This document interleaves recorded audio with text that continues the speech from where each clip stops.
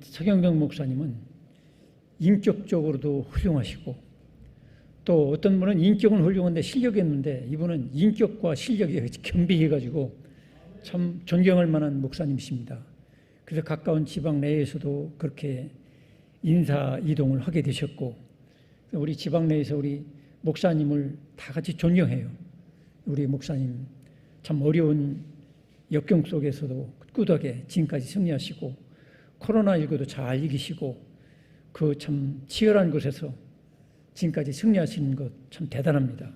우리 목사님 우리 교회 모신 걸 영광으로 알고, 여러분, 우리 중직자 여러분, 우리 교우 여러분, 우리 목사님 나오실 때 할렐루야로 영접해 주시기 바랍니다. 나오시겠습니다.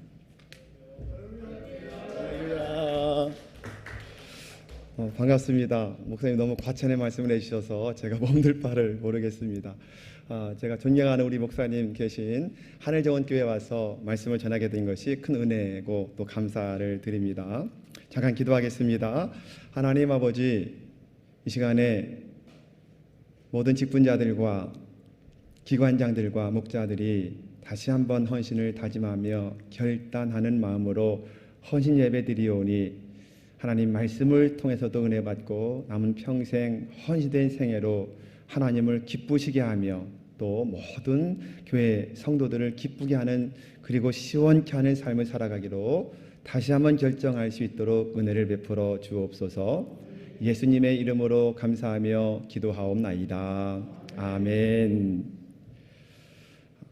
미국 흑인 교회 중에 목사님이 설교하면 설교의 반응을 아주 잘하는 그런 교회가 있었다고 그래요. 예를 들어서 오늘 헌신 예배잖아요. 목사님이 여러분 헌신합시다 그러면 반응을 하는 거예요. 아주 리액션을 잘 취해 주는데, 헌신합시다 그러면은 맞습니다, 맞습니다, 헌신합시다, 헌신합시다.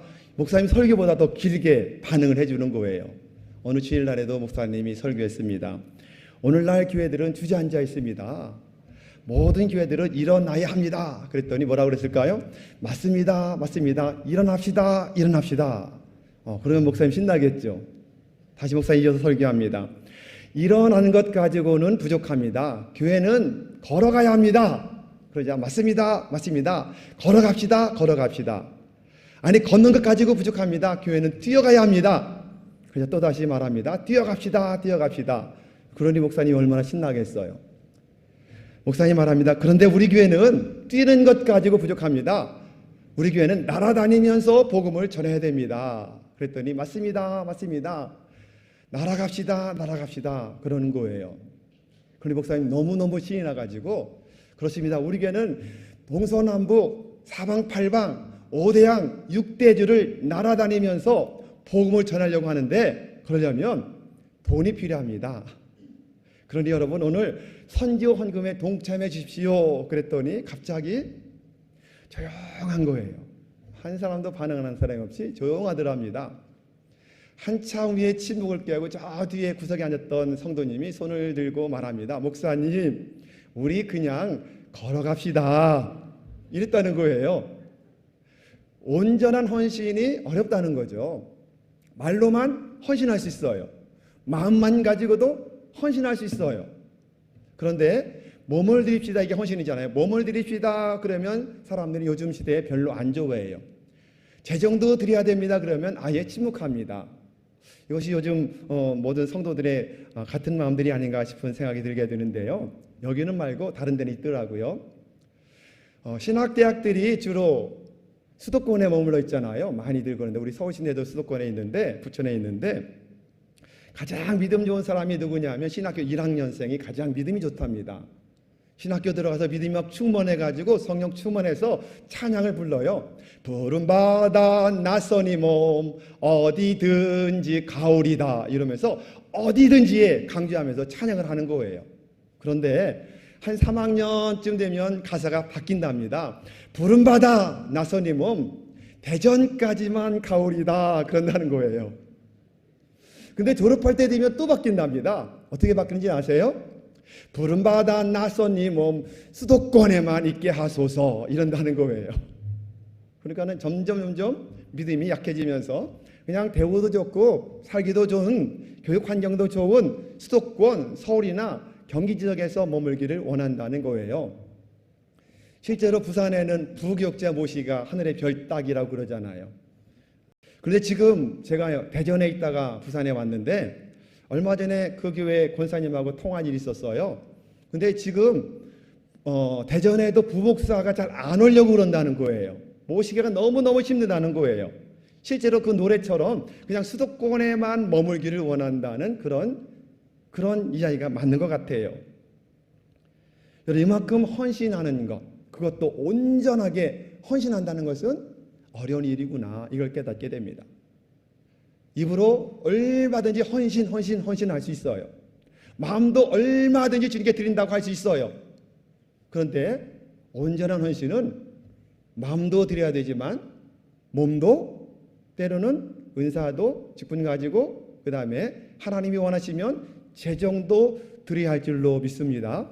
아멘. 오늘 헌신 예배인데, 헌신 예배 드리는 여러분들, 오늘 직분자들, 기관장들, 그리고 목자들, 헌신 예배 헌금 다 가지고 오셨죠? 예, 이따 한번 확인해 봐야 되겠다. 예. 제사에는 재물이 없으면 안 되잖아요. 특별히 헌신 예배 드릴 때는 반드시 헌신 감사 예물을 가지고 와서 드려야 됩니다. 그래야 온전한 헌신이 되죠. 그래야 온전한 헌신이 되고 주님이 기뻐 받으실 줄로 믿으시기를 주님의 이름으로 축원합니다. 자, 직분자에 대한 성경의 어원을 한번 좀 살펴볼까요? 직분자를 우리 교단에서는 직원 그래요. 직원, 이제 좁은 의미에서 직원, 장로교는 재직 그러더라고요. 감리교는 또 임원 그러더라고요. 그래서 직원은 교역자가 있잖아요. 목사님과 전도사님, 교역자. 교직자는 장로님, 권사님, 집사님을 교직자 그러잖아요. 이것은 좁은 의미의 직분이에요.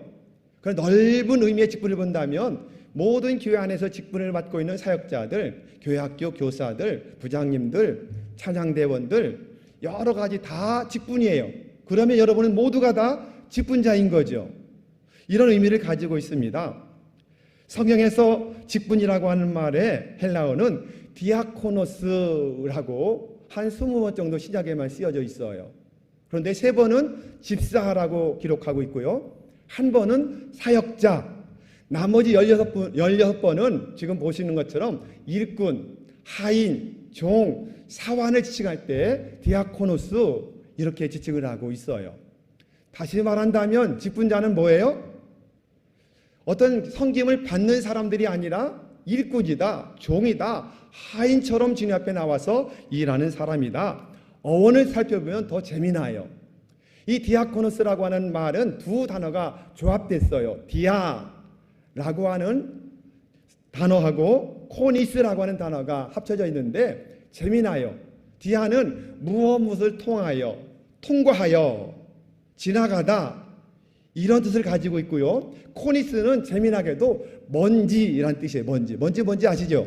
지금 눈에 보이진 않지만 먼지가 있잖아요. 여러분, 이 두 말을 한번 합쳐보실까요? 뭐가 될까요?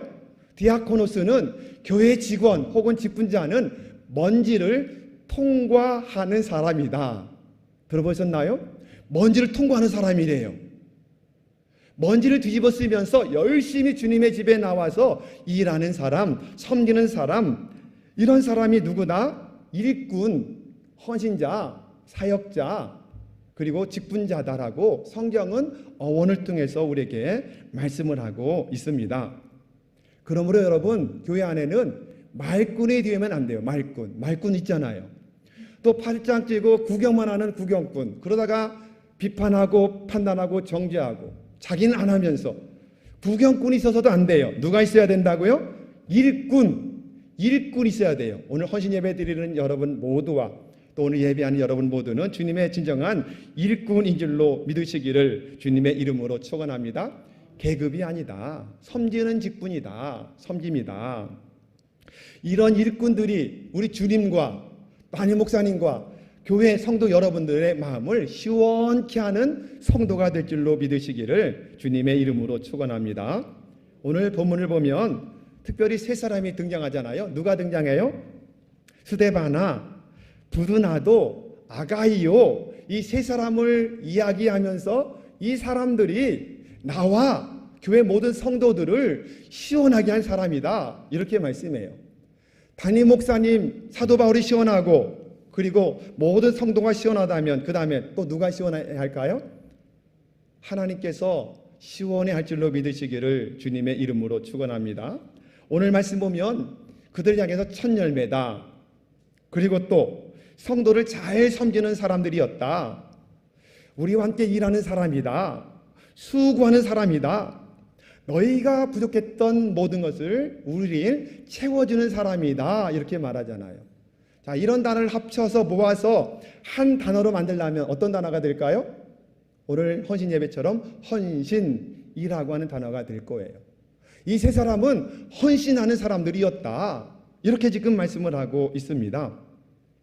헌신의 중요한 자세가 있어요. 두 가지의 자세가 있습니다. 뭐냐면 충성과 순종입니다. 오늘 순종하라고 그러죠. 그런 사람들에게 순종해라. 그런 사람들에게 알아줘라. 이렇게 말씀하는데 충성과 순종입니다. 성경에 보면 믿음과 충성은 같은 단어예요. 피스티스라고 하는 헬라어는 믿음 혹은 충성 같은 단어로 쓰여져요. 믿음이 전제돼야 충성이 되고 충성에도 믿음이 전제돼야 진정한 충성이 된다 이거예요. 믿음과 충성은 하나예요. 이 충성과 믿음과 그 다음에 또 하나가 뭐라고요? 순종이 하나가 될 때 뭐가 된다고요? 이게 진정한 헌신자가 된다고 말씀을 하고 있는 것입니다. 그렇게 충성과 믿음과 충성 같은 단어라고 그랬죠? 충성과 순종, 믿음과 순종은 새 두 날개와도 같은 것이다. 새가 한쪽 날개 고장나면 어떻게 돼요? 날아가지 못하잖아요. 건강한 새는 두 날개가 함께 건강해야 돼요. 충성과 순종은 두 날개와도 같은 것이다. 두 날개의 균형을 잘 맞출 때에 하늘 높이 날아 올라가서 사역을 감당하는 일꾼이 되는 줄로 여러분 믿으시기를 주님의 이름으로 축원합니다. 이렇게 믿음과 충성으로 순종할 때에 약속된 모든 복을 받아 누리는 줄로 믿으시기를 바랍니다. 아멘. 성경에는 32,500가지의 복이 약속되어 있다고 그러잖아요. 우리들이 정말 좋아하는 성구가 있어요. 신명기 28장. 우리 한번 좀 읽어볼까요? 자, 시작. 여호와께서 너를 위하여 하늘의 아름다운 보구를 여시사 내 땅에 때를 따라 비를 내리고 내 손으로 하는 모든 일에 복을 주시리니 내가 많은 민족에게 구워줄지라도 너는 꾸이지 아니할 것이요. 사람들은 앞에 무엇이 있는지 말하지 않고 알지도 않고 그냥 이 12절 말씀만 좋아해요. 하늘의 아름다운 보고가 뭐죠? 보물 창고를 열어주신다. 근데 아무에게나 그렇게 열어주시나요? 아니요. 앞에 그리하면 믿음으로 충성으로 순종하는 사람에게 하늘의 문을 열고 복을 내려주신다. 분명히 말씀을 하고 있습니다. 이 충성과 순종은 감춰져 있는 보화를 캐내는 비결이에요. 또 충성과 헌신은 하늘의 보물창고가 열리는 축복의 비밀입니다. 그러기에 막힌 것이 풀리고 그리고 순종할 때 적들이 한 길로 왔다가 7길로 도망갈 것이며 들어가도 나가도 복을 받는 역사가 있는 줄로 믿으시기를 바랍니다. 12절 복만 사모하지 마시고 그 앞에 그렇게 순종해라 하신 말씀에 순종할 때 약속의 복을 받고 그리고 복의 근원되는 역사가 나타날 줄로 믿습니다. 우리 신앙에 중요한 요소가 있어요. 뭐냐면 구원은 뭐로 받죠? 구원은 믿음으로 받아요. 그런데 축복은 무엇으로 받아요? 충성과 순종의 행함으로 받아요. 이걸 잘 구분하시면 복 있는 삶을 살게 되는 거예요. 오늘 헌신도 행함이잖아요. 행함으로 복을 받는다. 그렇게 살면 말씀에 순종해서 살면 이 약속된 모든 복을 받게 될 줄로 믿습니다. 자, 오늘 충성된 이 사람의 헌신을 한번 좀 살펴보려고 그래요. 먼저 충성된 헌신은 주인의 마음을 시원케 한다. 그렇게 말씀하죠. 우리의 주인이 누구신가요? 하나님이세요. 예수님이세요. 예수님의 마음을 시원케 하는 사람들이었다. 이걸 우리 먼저 전제로 하게 됩니다. 자, 잠언 25장 13절 같이 한번 읽어볼까요? 자, 시작.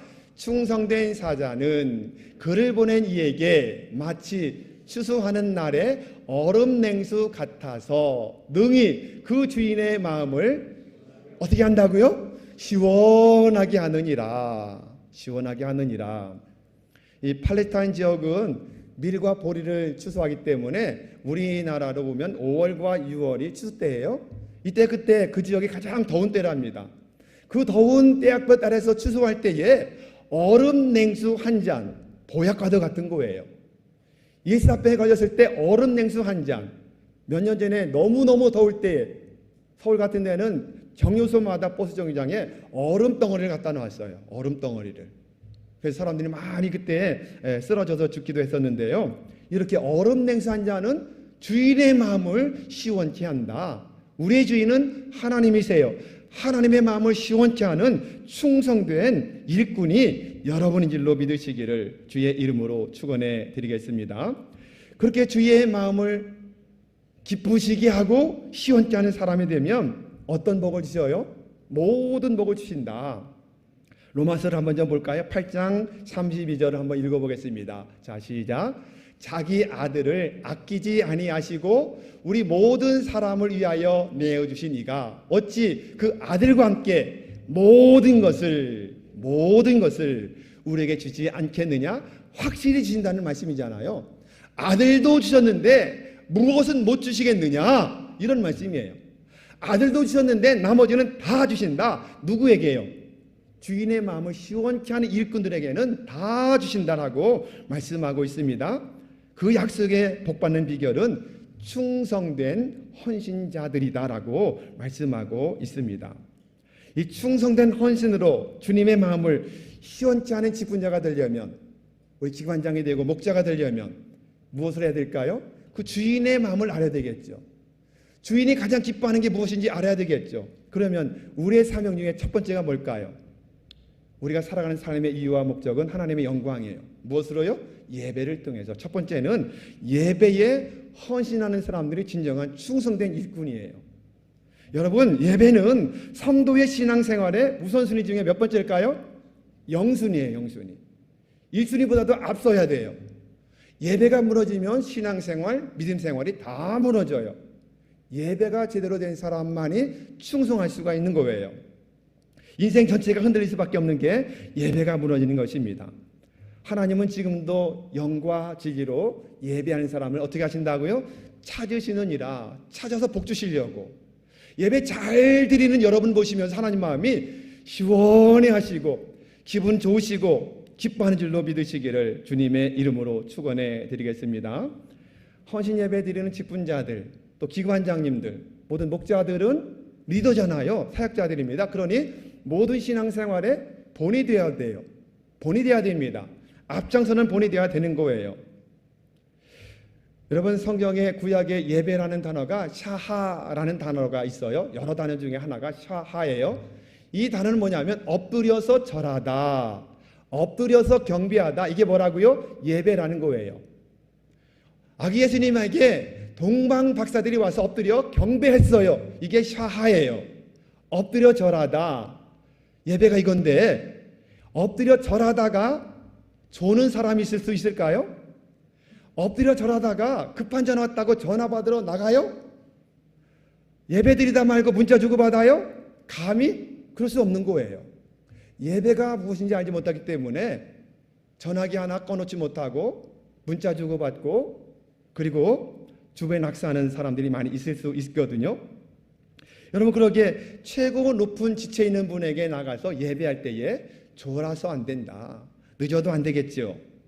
영어로 예배를 워십 그러잖아요. 워십은 뭐예요? 최고의 가치를 하나님께 드린다, 이런 뜻이잖아요. 최고의 가치 있는 분에게 최고의 것을 드리는 게 워십이에요. 근데 지금 영국에서 지금도 이 워십이라는 말을 써요. 아직 지체 높은 분들을 향해서 더 워십 그렇게 불러줘요. 시장이라든지 법정에서 판사라든지 더 워십이에요. 우리말로 한다면 지금 잘 안 쓰는 말인데 각하라는 말이에요. 각하. 옛날에 독재자들, 우리 군부 독재 시대 때 대통령을 뭐라고 불렀어요? 각하 그랬잖아요. 각하. 요즘에는 각하란 말 안 쓰더라고요. 각하. 이 말이에요. 이게 워십이라는 뜻을 가지고 지금도 쓰고 있어요. 여러분, 각하가 불렀는데 각하 앞에 지각할 수 있어요? 예, 그럴 수도 없어요. 각하 앞에 졸 수도 없어요. 독재자 김정은 앞에서 졸다가 총살당한 사람들이 굉장히 많잖아요. 우리 하나님이 독재자가 아니시기 망정이지, 만약 하나님이 그런 김정은보다 더 독한 독재자라면 아마 여기 남아있을 사람 아무도 없을 거예요. 예배하다 말고 졸았다고 총살, 너 총살 그러면 어떻게 되겠어요? 그러니 얼마나 은혜예요. 살아있는 것도 은혜고 이 자리에 앉아있는 것도 은혜고 때로 깜빡깜빡 졸아도 하나님이 다 봐주시고, 할렐루야. 이것은 가끔씩 너무 피곤해서 깜빡 조는 것을 말한 게 아니에요. 습관적으로 조는 사람이 있어요. 설교 시작하면 졸기 시작해서 설교 끝나면 번쩍 일어나는 사람이 항상 있더라고요. 여러분, 그러기에 정신 바짝 차리고 각하 앞에서도 정신 바짝 차리는데 가장 존귀하신 최고의 하나님 앞에 나와 예배 드릴 때 정신 바짝 차리고 예배할 때에 지금도 하나님은 그렇게 충성하는 헌신자들을 찾아서 복 주는 줄로 믿으시기를 주님의 이름으로 축원합니다. 예배가 무너지면 하나님이 답답해 하신다, 이것입니다. 두 번째로 하나님을 기쁘시게 하고 하나님을 시원케 하려면 두 번째는 뭐예요? 하나님의 소원을 이루는 삶을 살아야 되겠죠. 그렇다면 하나님의 소원이 뭘까요? 하나님의 뜻은 이라고 많이 나와요. 그 중에 가장 중요한 게 뭐냐면 디모데전서 2장 4절 말씀에 나오거든요. 자, 읽어볼까요? 시작. 하나님은 모든 사람이 구원을 받으며 진리를 아는데 이르기를 원하시느니라. 구원을 받으며 다 하나님의 자녀가 되기를 원한다. 한 사람도 멸망받지 않기를 원하신다. 이렇게 말씀해요. 원하신다는 말씀, 이것은 영어 번역에서는 desire 이렇게 되어 있어요. 갈망한다 그래. 갈망한다. 그냥 보통 소원이 아니라 정말 간절히 원하시는 소원이 뭐다? 영혼 구원이다. 그런 갈망이기 때문에 한 영혼이 주님 앞에 돌아오면, 구원되면 어떻게 하신다고요? 천국에서 천사들과 함께 잔치를 베푸신다는 거예요. 그래, 하나님의 소원을 이루려면 전도해요. 그래 하나님이 기뻐하시죠. 그것이 없이 하나님을 기쁘시게 할 수가 없습니다. 오늘 헌신 예배 드리는 기관장들은 교회학교 교사도 있고 또 전도회 회장님들도 계시겠네요. 기관장이니까. 예, 그럼 전도회는 뭐 하는 거죠? 전도회 주된 임무는 뭐냐면 전도하는 일이 아니겠습니까? 만약에 전도회인데 전도를 하지 않는다, 두 가지를 해야 돼요. 하나, 전도를 하든지 아니면 이름을 바꾸든지. 전도회 안 하니까 전도회가 아니라 부인회, 신처지는 부인회라고 그러대요. 남편들 남편회, 그냥 그렇게 불러야지 남전도회, 여전도회, 전도도 안 하면서 그럴 수가 없잖아요. 하나님의 소원, 우리에게 맡겨준 사명은 영혼구원이기 때문에 그 일을 하실 때 하나님은 기뻐하신다, 시원케 하신다 라고 볼 수 있는 것입니다. 전도의 기회를 놓치면 안 돼요.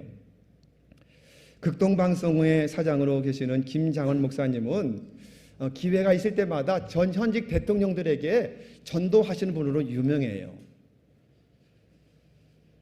실제로 노무현 전 대통령이 자살 직전까지 이 김장원 목사님이 메일도 보내고 봉하마을까지 찾아가셔서 복음도 전하고 그랬대요. 시사도 같이 하면서. 근데 끝내는 결국 복음을 받아들이지 않고 자살로 인생을 오래전에 마감했잖아요. 그때에 또 한 목사님이 안타까운 사연을 쓰면서 그분의 죽음을 애도했던 것이 있었거든요. 누구냐면 바퍼 목사로 유명한 최일도 목사님이 그때 글을 쓴 것이 제가 기억을 하고 있습니다. 이런 내용이에요. 노무현 전 대통령의 서거라는 참으로 충격적인 소식을 들었습니다. 이제 중략을 하고요. 16대 대통령 취임식에 국민 대표 중 한 사람으로 그분과 함께 취임식장에 올라가며 그를 축하하며 선물했던 성경책을 그분이 제대로 읽었더라면 위로와 평강의 하나님을, 자비와 긍휼의 우리 주님을 만날 수 있었을 텐데 안타깝다는 거죠. 그리고 이렇게 말합니다. 어느 날 개신교회의 원로 김장환 목사님께서 본인에게 이렇게 말했다는 거예요. 노무현 대통령님에게 복음을 전해야 돼. 최 목사가 적격이야. 꼭 그분을 만나서 전도해. 이렇게 말했다는 거예요. 그렇게 하시던 목사님의 말씀을 실천하지 못한 것이 이제 와서 너무도 후회가 되어 안타까움을 지울 수가 없습니다. 추모사를 그렇게 썼더라고요. 대통령 만나서 꼭 전도해라. 굉장히 각별한 친분이 있었다는 거예요. 최일도 목사님이. 그런데 하루하루 차일피일 미루다가 끝내 원로 그 김정한 목사님이 말씀하신 대로 한 번도 복음을 전하지 못하고 그냥 성경책만 선물로 하고 차일피일 미루다가 보니 끝내는 자살로 인생을 마감하는 안타까움을 그의 추모사 속에 담고 있었던 것입니다. 여러분, 기회를 잃어버리기 전에 여러분의 가족들, 형제자매들, 여러분의 친구들, 이웃들을 구원함으로 말미암아 하나님의 마음을 시원케 하는 여러분 모두가 되시고 오늘 헌신 예배 드리는 여러분 모두가 되기를 주님의 이름으로 축원합니다.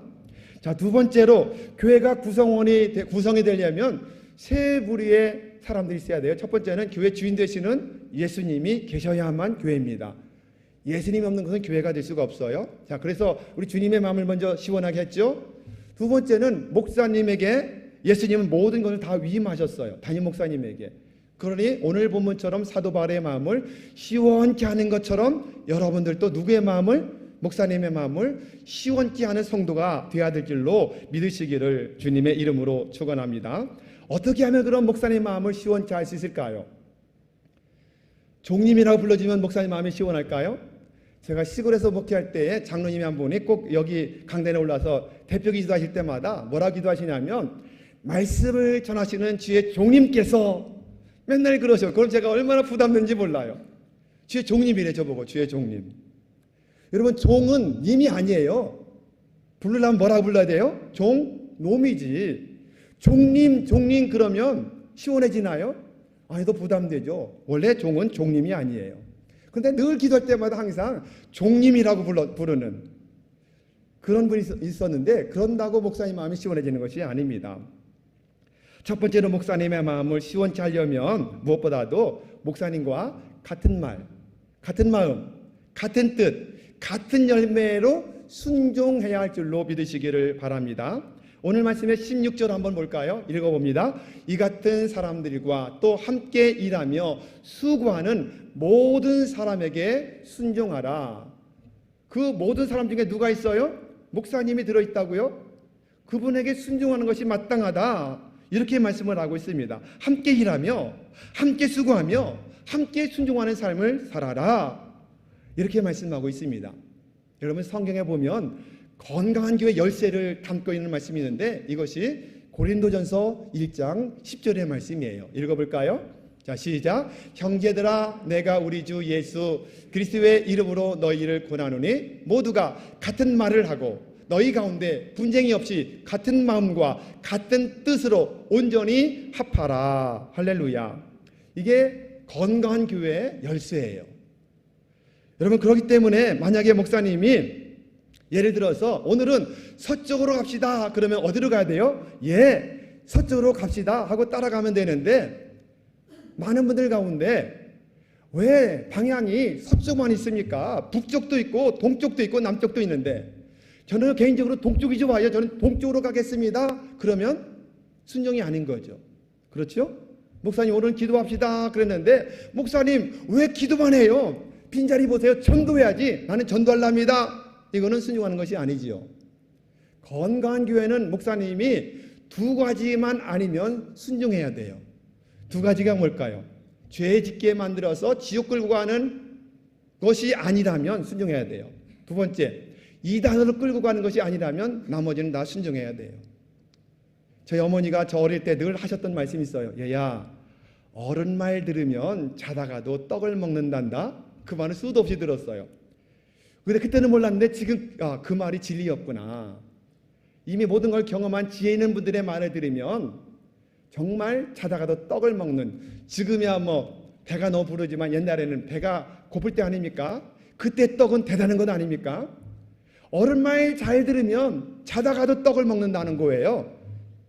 목사님의 말씀을 잘 들으면 더 놀라운 기적적인 역사가 나타날 줄로 믿으시기를 주님의 이름으로 축원합니다. 하늘정원교회 속한 여러분들은 우리 목사님께 그렇게 잘 하실 줄로 제가 믿어도 될까요? 아멘이 몇 사람 하신 것 같은데 목사님한테 물어봐야지 뭐 목사님 정말 잘하고 계신 줄로 믿습니다. 목사님의 마음을 시원케 하려면 두 번째로 뭐냐면 목사님의 필요를 채우는 사람들이 돼야 돼요. 자, 오늘 17절 말씀을 현대인의 성경으로 이렇게 기록을 합니다. 읽어볼까요? 스데바나와 부드나도와 아가이가 와서 기쁩니다. 그들은 여러분이 못한 것을 보충해 주었습니다. 누구를 보충했다고요? 목사님의 모든 것, 사도 바울의 모든 것들을 보충해 주었다. 고린도 교회 성도들이 하지 못했던 모든 것을 다 보충하는 사람이었다. 목사님의 필요를 다 채워서 섬겼던 사람이 3명의 사람들이었다. 이렇게 말씀을 하고 있습니다. 로마서 16장에는 열몇 장이에요. 사도 바울의 사역을 동역했던 수많은 사람 하나하나를 소개하며 그들을 천거하고 부탁하는 모습을 보게 돼요. 그 중에 고린도에서 로마까지 로마서를 가지고 왔던 베베라는 분을 소개하고 있어요. 자, 1절 2절 읽어볼까요? 시작. 내가 겐그리아 교회의 일꾼으로 있는 우리 자매 베베를 너에게 추천하노니 너희는 주 안에서 성도들의 합당한 예절로 그를 영접하고 무엇이든지 그에게 소용되는 바를 도와줄지니 이는 그가 여러 사람과 나의 뭐가 되었다고요? 보호자가 되었다. 누가요? 베베라고 하는 분이, 이분이 사도 바울이 쓴 로마서를 가지고 고린도에서 로마까지 가서 전달하는 사람이에요. 성경학자들은 연구하기를 이 베베라고 하는 분은 여성 사업가로서 아주 부유한 분이었다, 유력한 분이었다, 이렇게 보고 있어요. 그래서 사도 바울이 그를 추천하고 있는 것입니다. 여기서 말하는 보호자라는 헬라어는 프로티타스티스라고 하는 단어인데 이것은 후원자라는 뜻이에요. 베베가 나의 모든 것을 후원해 주었다, 이런 뜻이에요. 후원자가 되었다. 그 후원자는 성경에 곳곳에 등장을 해요. 16장, 로마서 16장 3절 4절도 한번 읽어볼까요? 자, 시작. 너희는 그리스도 예수 안에서 나의 동역자인 브리스가와 아굴라에게 문안하라. 그들은 내 목숨을 위하여 자기들의 목까지도 내어 놓았나니. 할렐루야. 주님을 위해서 목을 내놓는 것뿐만 아니라 누구를 위해서요? 사도 바울을 위해서 목까지 내놓고 생명 걸고 후원했다. 보호자가 되었다라고 말씀하는 모습을 보게 되는 것입니다. 이렇게 모든 베베라고 하는 분과 브리스가와 아굴라라고 하는 이 두 부부는 사도 바울의 모든 목회 사역을 후원하는 후원자가 되었고 숙식도 제공했고 필요한 물질을 제공했고 하나님의 일이 진행되도록 잘 후원했고 또 위험한 일 당할 때는 대신 막아서고 목이라도 내놓고 막아서고 보호하고 이런 뜻을 가지고 있는 것입니다. 이런 사역자들이 동역자가 되어서 함께 수고했기 때문에 뭐가 됐어요? 유럽을 전도하고 복음화시키는 주춧돌을 놓는 역사가 나타나게 된 거예요. 사도 바울 혼자는 감당할 수 없는 일, 우리 목사 혼자 감당할 수 없는 일, 여러분이 이런 후원자, 보호자가 되어야 될 줄로 믿으시기를 축원합니다. 아멘. 여러분은 목사님의 보호자입니까? 그럴 줄로 믿습니다. 저쪽 사구에 가면 장림이라고 하는 곳에 은항교회가 있어요. 그 이한희 목사님인데 이분이 작년에 아마 이제 은퇴를 하셨는데 이분이 부산을 많이 사랑하시고 부산의 교회들을 깨우려고 그 교회에서 이렇게 성경 공모임을 많이 만들어서 거기서 여러 번 가서 성경 공부를 했거든요. 근데 목회자를 얼마나 잘 섬겼는지 몰라요. 그 교회가 뭐 밥을 해주면 정말 최선 다해서 최고의 것으로 식사를 대접하는 이런 교회예요. 그 이 목사님이 한번 이런 이야기 하더라고요. 그 은항교회를 예배당을 짓다가 그만 건설회사가 부도를 만났답니다. 부도를 만났더니 일하던 일꾼들이 교회로 몰려온 거예요. 몰려와서 뒤에서 예배가 끝나기를 기다렸다가 끝나자마자 문을 열고 미처 목사님이 내려가지도 못했는데 와가지고는 목사님에게 돈 달라는 거예요. 우리는 이미 건설회사에 다 돈을 지불했습니다. 그쪽 가서 받으십시오. 그래도 막무가내 우리는 이 교회 짓다가 부도 나서 돈을 못 받으니 돈 내놓으라는 거예요. 그러면서 목사님 멱살을 붙잡고 끌고 다니는 거예요. 주일마다 이것이 반복됐다고 합니다. 그런데 정말 믿음 좋은 장로님들 아무도 나서는 사람이 없었대요. 기도 많이 한다는 권사님들 아무도 나서지 못하고 그냥 주여 이러고만 있는 거예요. 그 다음에 나는 이 목사님의 제자입니다라고 그렇게 자신 있게 말하던 집사들 한 사람도 나서는 사람이 없었다는 거예요. 근데 이것이 일주일 지나서 또 주일만 되면 반복되는 거예요. 목사님이 끌려다니고 멱살이 잡히고 흔들리고 돈 달라고. 근데 어느 주일날 1년에 한 몇 번밖에 나오지 않는 한 남자 집사님이 계신데 이분이 주목을 좀 하는 분이래요. 항상 머리도 깍두기 머리 깎고 다니고 한 주먹 하는 사람인데 가끔씩 교회 나오는 집사님이에요. 남자 집사님이 오랜만에 나왔다가 이 광역을 본 거예요. 그러자 이 집사님이 뛰어나가서 앞에 성도들에게 말했어요. 아니 장로님, 아니 권사님들, 이럴 수가 있습니까? 지금 우리 목사님이 멱살을 잡혀서 끌려다니는데 아무도 나서지 않습니까? 그런데도 아무도 나서는 사람이 없는 거예요. 그냥 주여 주여 그러면서 고개를 푹 숙이고 있는 거예요.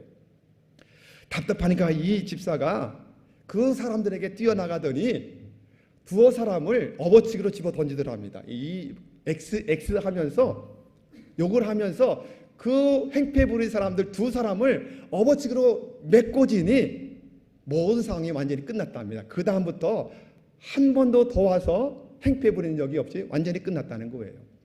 그분은 그래요. 정말 믿음 장로님들도 있고 기도 많이 하는 권사님도 있다고 했는데 한 사람도 나서주는 사람이 없더라. 그런데 주목괴나 쓰는 주목하는 그 성도 그 집사가 의리가 있더라. 그렇게 말하시더라고요. 때로는 그런 사람이 쓰임받더라. 여러분은 목사님에게 의리가 있으신가요? 만약에 지나가는 사람이 들어와서 좀 잘못된 사람이 목사님의 멱살 잡고 흔든다면 여러분이 맞서서 보호할 의리가 있으신가요? 예, 고개를 끄덕끄덕 한번 해보시기 바랍니다. 그냥 여러분들도 그냥 어이구 주여 주여 아무것도 못하면 안 되는 거예요. 후원자입니다. 보호자입니다. 보호자가 이런 일을 하는 거예요. 로마서 16장 3절 4절 지금 말씀했죠. 빌립보서 2장 25절도 한번 볼까요? 자, 그러나 에바브로 지도를 너에게 보내는 것이 필요한 줄로 생각하노니 그는 나의 형제요 함께 수고하고 함께 분사된 자요 너희 사자로 내가 쓸 것을 돕는 자다. 이렇게 말씀하세요. 돕는 자다. 이렇게 목회자의 사역을 돕고 협력하고 후원하는 사람들이 많이 있었기 때문에 사도 바울이 끝까지 승리할 수 있었다는 겁니다. 우리 목사님은 여러분이 그렇게 후원자가 되시고 보호자가 되어주고 계셨겠지만 더 그렇게 되기를 주님의 이름으로 축원해 드립니다. 예, 헌신 예배니까 조금 길어도 괜찮겠죠? 예, 헌신 예배니까 제가 교회에서는 딱 30분만 설교하는데 여기 와서 한 45분 설교를 좀 해도 괜찮겠죠? 예, 아멘. 코로나가 오기 전에 우리 부산에 있는 몇 명 목사님들이 교단을 초월해서 한 10명 정도가 모여서 아주 제자훈련으로 유명하신 분이 제자훈련을 우리에게 가르쳐 주신다고 이렇게 연락이 와서 갔습니다. 갔는데 이분이 누구냐면 한국교회 제자훈련 분야에서 명강사로 선정되신 분인데 안창천 목사님이라고 하는 목사님이에요. 이분은 목회자들이 성경을 배우고 싶다, 제자훈련 받고 싶다 그러면은 자기가 만든 교재를 가지고 와서 모인 사람들을 장소만 제공하면 밥을 다 사주고 숙식도 제공해주고 와가지고 가르쳐주는 그런 분이세요. 이 안 목사님이 원래는 큰 교회를 담임하시다가 제자훈련 사역에 목숨 걸고 전 세계로 다니시면서 제자훈련 하시다 보니까 1년에 한 6개월 정도 나가 계신대요. 그러다 보니까는 이 목회가 잘 안 돼서 그냥 그 큰 교회를 사임하시고 한 자기를 따르는 5가정인가 6가정을 모아가지고 한 20명 정도를 모아서 개척을 하고 자기는 거의 대부분 나가서 이 제자훈련 사역을 하시는데 세계로 다니면서 목회자들이 제자훈련을 받기를 원하면 부르면 어디든지 달려가요. 자비량으로 선교사님이든지 현직교회이든지 어디든지 한국에 들어오시면 또 한국에 있는 목회자들이 훈련받기 원하면 그분들에게 달려가서 식사를 제공하고 숙식을 제공하면서 가르쳐 주시는 분이세요. 그런데 20명 모이는 교회에서 어떻게 그 모든 사역비가 나올까요? 그분이 본인이 이야기하더라고요. 전적으로 그 20명의 성도들이 자신을 후원하는데 그 중에 청년 하나가 사보를 한대요. 사보를 하는데 이 청년 한 사람만 이야기하는데 그 청년이 한 달에 자기가 전 세계를 다니면서 제자훈련 사역을 하시도록 후원하는데 재정을 얼마나 후원하는지 듣고 저희가 깜짝 놀랐거든요. 매달마다 300만 원씩이 아니라 매달마다 3천만 원씩을 목사님에게 후원한대요. 그러니까 그 돈 가지고 전 세계를 다니는 거예요. 다 자비량으로. 다 숙식 제공하면서 그렇게 공부를 시켜주는 거예요. 제자훈련을. 그걸 들으면서 부럽다. 다들 10명이 그랬거든요. 한 사람만 그렇게 은혜 받고 헌신돼도 놀라운 사역, 세계를 움직이는 사역을 하고 계시더라고요. 혹시 여러분 중에 그런 꿈을 꾸는 분이 계시면 참 좋을 것 같습니다. 한 사람만 충성해도, 한 사람만 이렇게 헌신하는 역사가 나타나도 세상은 달라지고 역사는 달라지는 줄로 여러분 믿으시기를 주님의 이름으로 축원합니다. 예수님의 십자가를 대신 졌던 구레네 사람 시몬은 그 다음에 그의 이름은 나타나지 않지만 그의 아내, 물론 그 아내 이름도 나타나진 않아요. 그의 아내와 그 두 아들 알렉산더와 루포는 남아있잖아요. 성경에 이름이 기록되어 있잖아요. 그리고는 사도 바울이 말씀합니다. 그 구레네 사람 시몬의 아내의 이야기를 하면서 그의 아들 둘을 이야기하면서 그 어머니는 나의 어머니다 그렇게 말해요. 영적인 어머니, 얼마나 어머니 역할을 잘해줬던지 루포와 알렉산더 어머니는 내 어머니와 마찬가지인 사람이다라고 로마서 16장에서 그를 이야기하는 모습을 보게 되는 것입니다. 놀랍지 않습니까? 그렇게 구원했던 거예요. 부모님이 되어주고 보호자가 되어주고 후원자가 되어주고 이랬던 역사를 보게 되는 것입니다. 여러분 기억나실 거예요. 열왕기상 17장에 보면 사르밧 과부의 이야기가 나오잖아요. 남은 밀가루 한 주먹을 가지고 빵을 만들어 먹은 다음에 굶어 죽기로 작정했는데 누가 와요? 엘리야가 와요. 그리고 그것을 빵을 구워서 달라고 자기가 먼저 달라고 이야기해요. 순종해요. 어떻게 되죠? 가뭄이 끝나는 날까지 밀가루통에 밀가루가 떨어지지 않아요. 기름통에 기름이 끊어지지 않습니다. 할렐루야. 그런데 아들이 그만 죽잖아요. 엘리야가 그의 아들을 살려줍니다. 열왕기상 17장의 내용이에요. 이런 역사가 나타나고 엘리사 때도 마찬가지죠. 수냄 여인이 남편과 그가 나이가 많아도 자식이 없어요. 이거를 알고 늘 섬겼던 그 수냄 여인을 엘리사가 기도해 주자 아기를 가져 아들을 낳아요. 아들이 이만큼 자라는데 아들이 금방 죽어요. 죽었을 때 그 아들 또 살려내는 역사가 엘리사엘을 통해서도 나타나요. 무엇을 말씀하죠? 목회자를, 지회종들을 이렇게 섬길 때에 자손들까지 복을 받는다는 사실을 말씀하고 있습니다. 여러분들도 그 복을 함께 받고 있는 줄로 믿고요. 앞으로도 받으시기를 주님의 이름으로 축원합니다. 자, 세 번째, 교회가 교회 되려면 구성원이 필요하다고 그랬죠. 첫 번째는 주인 되시는 예수님, 또 예수님께서 모든 걸 위임하신 담임 목사님, 또 누가 있어야 돼요? 성도들이 있어야 교회가 되잖아요.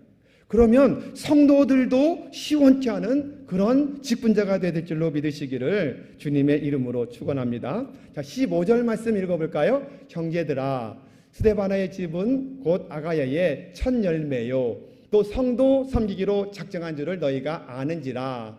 내가 너희를 권하노니 성도들을 섬기는 사람이었다. 성도가 누구의? 교회예요. 18절 말씀에서 너희 마음을 시원케 했던 사람들이다. 모든 성도들의 마음을 시원케 했던 직분자들이다. 이렇게 말씀을 하고 있는 것입니다. 여러분, 그러게 모든 교회 성도들을 시원케 하려면 뭘 해야 돼요? 첫째로 서로 사랑해야 되겠죠. 직분자들이 먼저 서로 사랑의 본을 보여야 돼요. 주님 말씀하신 두 가지 계명 있잖아요. 마가복음을 한번 볼까요? 자, 30절 시작. 내 마음을 다하고 목숨을 다하고 뜻을 다하여 힘을 다하여 주 너희 하나님을 사랑하고, 이게 첫째 계명이에요.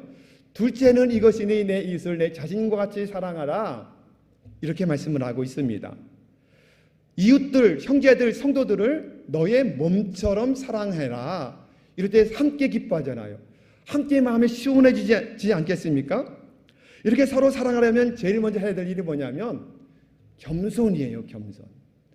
나보다 남을 더 높여라. 낮게 여겨라. 빌립보서 2장을 좀 볼까요? 읽어볼까요? 아무 일에든지 다툼이나 허영으로 하지 말고 오직 겸손한 마음으로 각각 자기보다 남을 낮게 여기고, 나보다 남을 낮게 여겨라, 교만하지 말아라, 겸손하게 섬겨라, 이렇게 말씀을 하고 있습니다.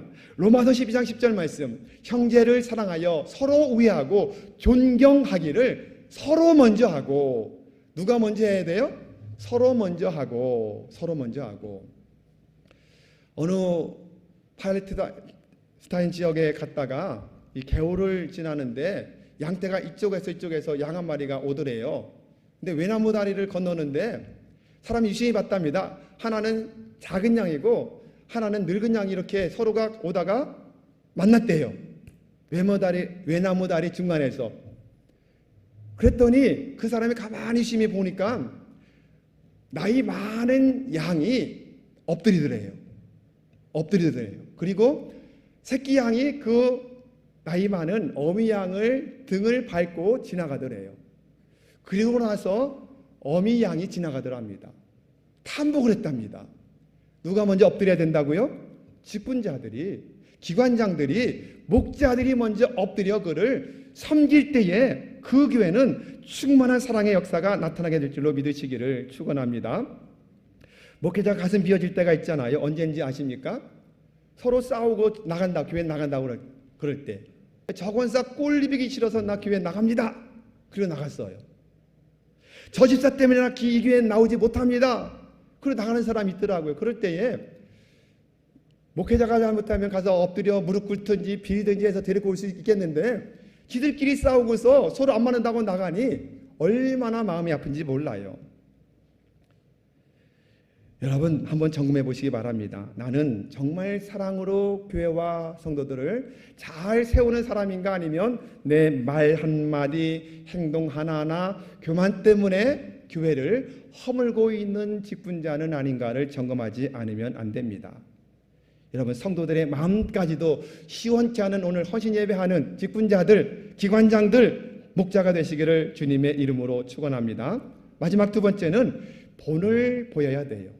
먼저 기관장들, 리더들이 본을 보여야 됩니다. 예배에도 본을 보이고, 기도에도 본을 보이고, 헌신도, 물질 드리는 것도 섬김의 본을 보이는 것이 직분자인 줄로 믿으시기를 바랍니다. 먼저 섬겼던 교회 권사님이 지금은 돌아가셨는데, 이 권사님이 여름이면 합천에 가서 농사를 지셨어요. 그리고 이제 겨울철에는 이제 남편 집사님과 함께 이제 우리 교회를 오시는데, 여름철에 항상 거기 가서 농사를 지시면서 그 시골 교회를 섬기셨는데, 한 번은 신발 갔더니 그런 이야기를 권사님이 해주시는 거예요.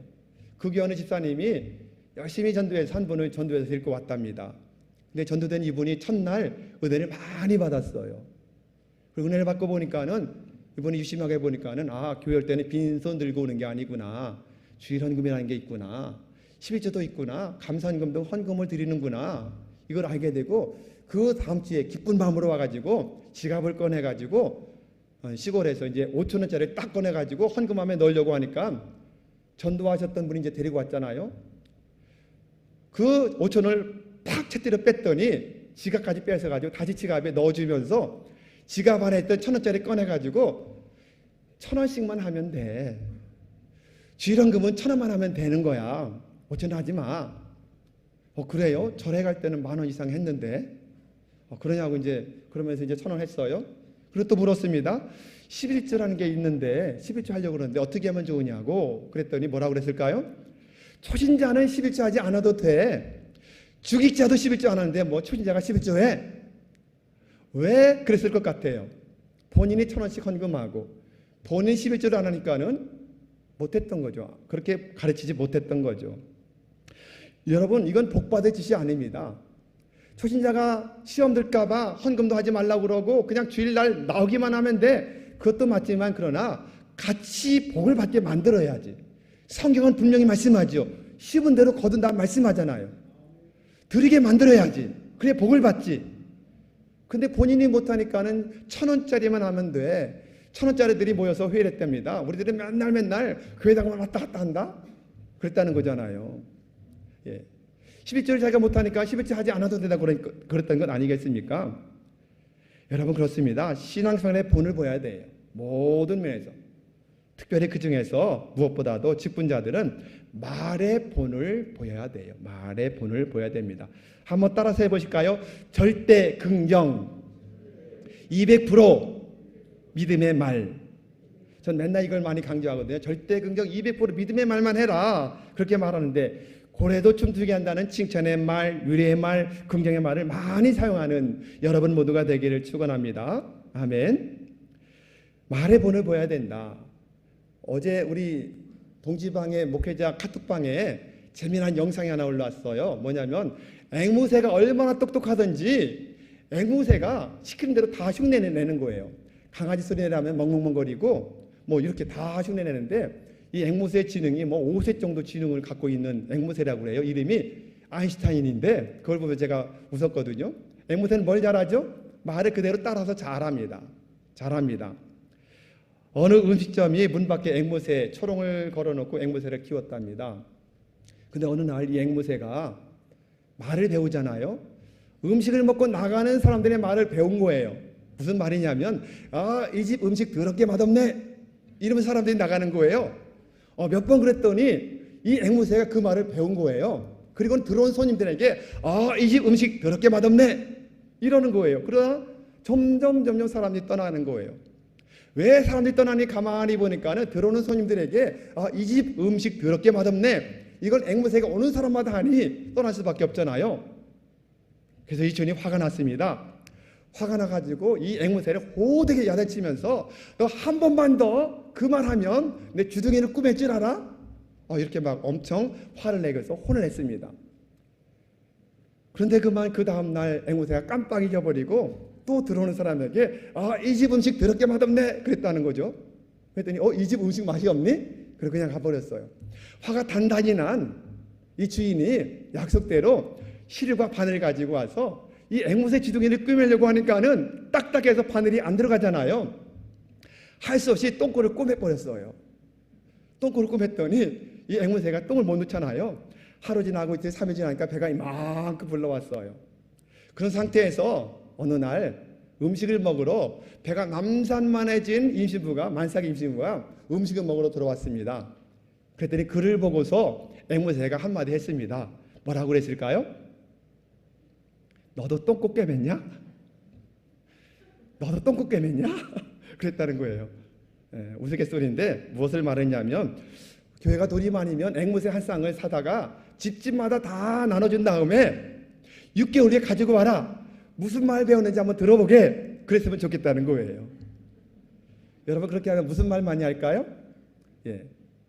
앵무새도 그렇게 말을 배운다는데 말을 잘하면 여러분 말만 잘해도 인생은 성공하더라.